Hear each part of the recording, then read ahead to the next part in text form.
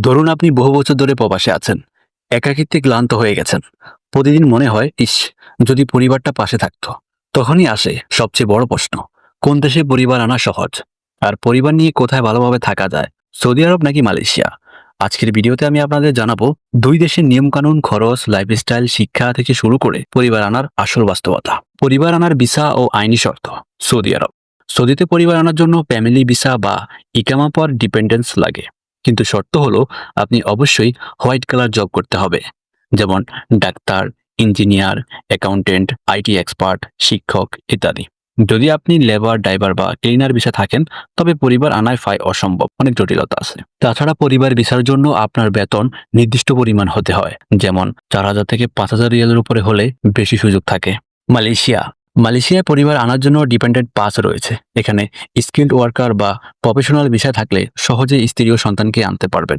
Construction বা general ওয়ার্কারদের জন্য একটু জটিলতা আছে। তবে মালয়েশিয়ায় পরিবার ভিসায় প্রক্রিয়া সৌদির তুলনায় সহজ এবং অফিসিয়াল ফি ও তুলনামূলক কম। সংক্ষেপে বললে সৌদি আরব অনেক কঠোর, মালয়েশিয়া তুলনামূলক সহজ। বাসা ভাড়া ও থাকার পরিবেশ। পরিবার নিয়ে আসতে গেলে সবার আগে দরকার একটা বাসা। সৌদিতে বাসা ভাড়া তুলনামূলক সস্তা। রিয়াদ ও জেদ্দার মতো বড় শহরে ২ বেডরুম ফ্ল্যাট ভাড়া মাত্র ১২০০ থেকে ১৮০০ রিয়ালের মধ্যে পাওয়া যায়। ছোট শহরে গেলে আরো সস্তা। অনেক কোম্পানি আবার পরিবারের জন্য বাসা দেয়। তবে মনে রাখতে হবে, সৌদিতে বাসা সাধারণত আনফার্নিশড হয়, মানে ফ্রিজ, ফার্নিচার, ওয়াশিং মেশিন সব আলাদা কিনতে হয়। অপরদিকে মালয়েশিয়ায় বাসা ভাড়া তুলনামূলক বেশি। কুয়ালালামপুরে ২ বেডরুম ফ্ল্যাট ভাড়া ১২০০ থেকে ১৮০০ রিঙ্গিত, প্রায় ১,০০০ থেকে ১৫০০ রিয়াল সমান। তবে অনেক ফ্ল্যাটই পুরোপুরি ফার্নিশ থাকে, মানে fridge, washing machine, bed, sofa সব রেডি থাকে। ফলে পরিবার নিয়ে উঠতে সুবিধা হয়। তাই বাড়ায় সৌদি সস্তা, কিন্তু মালয়েশিয়া সুবিধাজনক ও আধুনিক। বাজার সদাই ও লেনদেনের খরচ। সৌদিতে খাবারের দাম তুলনামূলক কম। চাল, ডাল, মাংস, তেল এগুলোর দাম বাংলাদেশ বা মালয়েশিয়ার তুলনায় কম। বিশেষ করে মুরগি, মাটন ও খেজুর অনেক সস্তা। ফলে দৈনন্দিন বাজার খরচ কম হয়। মালয়েশিয়ায় খাবারের দাম কিছুটা বেশি। বিশেষ করে গরুর মাংস, মুরগি, দুধ এগুলো সৌদির তুলনায় দামি। তবে এখানে তাজা সবজি, ফল, সিফুড খুব সহজলভ্য। যারা ভাত তরকারি খেতে অভ্যস্ত তাদের জন্য খাবারের বৈচিত্র্য মালয়েশিয়ায় বেশি। সন্তানদের শিক্ষা ব্যবস্থা। প্রবাসীরা সবচেয়ে বেশি চিন্তা করেন সন্তানদের পড়াশোনা নিয়ে। সৌদি আরব। এখানে প্রবাসী শিশুদের সরকারি স্কুলে ভর্তি করানো কঠিন। বাংলাদেশি, ইন্ডিয়ান বা পাকিস্তানি কমিউনিটি স্কুল আছে, কিন্তু মান সবসময় ভালো হয় না। ভালো ইন্টারন্যাশনাল স্কুল থাকলেও খরচ খুব বেশি, বছরে ১৫ থেকে ২৫,০০০ পর্যন্ত হতে পারে। তবে ইসলামিক পরিবেশ থাকায় ধর্মীয় শিক্ষা ভালোভাবে হয়। মালয়েশিয়ায় Bangladeshi school, English medium school এবং ইন্টারন্যাশনাল স্কুল সবই পাওয়া যায়। খরচও বিভিন্ন লেভেলে, বছরে ৫,০০০ থেকে ২০,০০০ রিঙ্গিত পর্যন্ত। সবচেয়ে বড় সুবিধা হলো ইংরেজি মাধ্যমে পড়াশোনার সুযোগ বেশি, ফলে সন্তানরা গ্লোবাল প্ল্যাটফর্মে এগিয়ে যেতে পারে। তাই শিক্ষার ক্ষেত্রে মালয়েশিয়া অনেক এগিয়ে। স্বাস্থ্যসেবা। সৌদিতে হাসপাতালের মান বিশ্বমানের, তবে পরিবারের জন্য আলাদা মেডিকেল ইন্স্যুরেন্স নিতে হয়, যেটা অনেক ব্যয়বহুল। কোম্পানি অনেক সময় শুধু কর্মীর ইন্স্যুরেন্স দেয়, পরিবারের জন্য দিতে চায় না।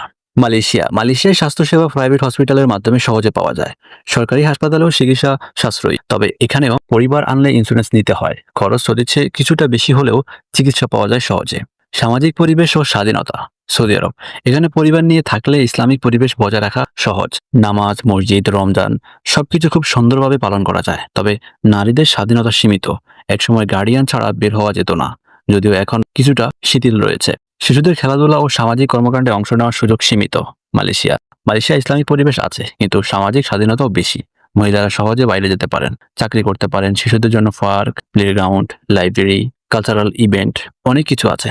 ফলে বাচ্চাদের মানসিক বিকাশ ভালো হয়। আয়ের সাথে খরচের তুলনা। সৌদি আরব। এখানে গড় বেতন বেশি, বিশেষ করে মিডল ইস্ট জবগুলোর ক্ষেত্রে।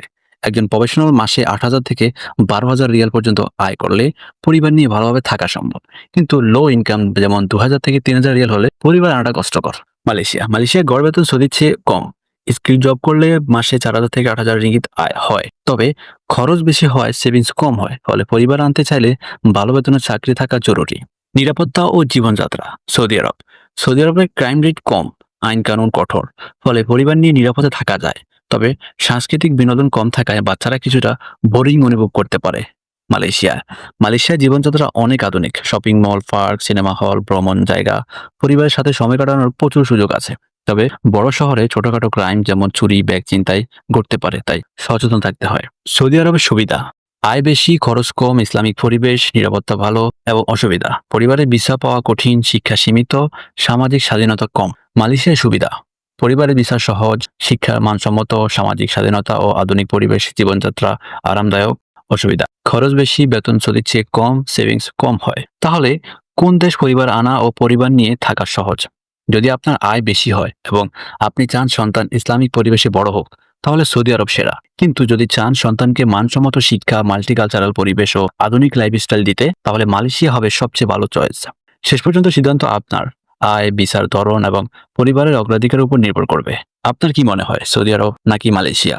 কোন দেশ পরিবার নিয়ে থাকার জন্য সেরা? কমেন্টে আপনার মতামত জানান। ভিডিওটি যদি তথ্যবহুল মনে হয় তবে লাইক করুন, বন্ধুদের সাথে শেয়ার করুন আর নতুন নতুন ভিডিও পেতে সাবস্ক্রাইব করে সাথে থাকুন।